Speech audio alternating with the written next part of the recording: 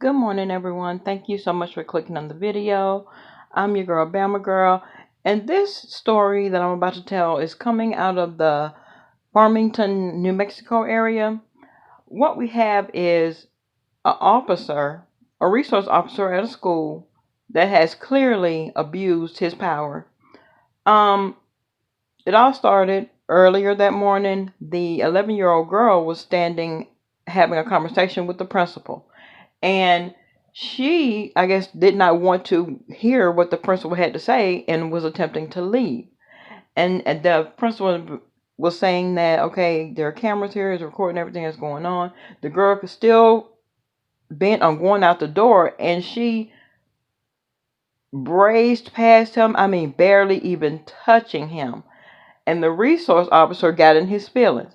He goes out the door talking about he's had enough of this. He snatched the girl's book bag off of her back. The confrontation gets physical. He grabs her, throws her to the ground. She's screaming, "Get off of me! Get off of me!" And he did not know at that point that he was out of line, but he clearly was. And the principal that was standing there said, "Listen, she's not a threat. You don't have to do all of that." That officer then says, "Yes, she is." Now, y'all, this is an 11-year-old girl. Yes, she looks big for her size, but this does not negate the fact that she is still 11. And what is it could she have possibly been doing or saying to this guy that caused him to do all of this to her? Now, we don't know any kind of medical conditions of the girl, whether she was mentally delayed or whatever. But regardless of the fact, he had no business putting his hands on that girl. He really didn't. And these are the things that we're seeing constantly on these schools. These teachers, resource officers, police officers are taking their authority to another level. And I feel like, she couldn't be my daughter. She couldn't have been my daughter.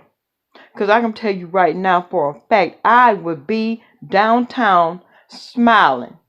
Pass me my jumpsuit. Thank you very much. Because I would have no issue tagging that head. No issue. And after him, my husband is coming. My 3 other sons are coming. Oh, he's going to get the business. Because we are in the business of passing down behind whoopings, especially in cases like this. No, you will not put your hands on my child and get away with it. Because this is not anything that you had to do.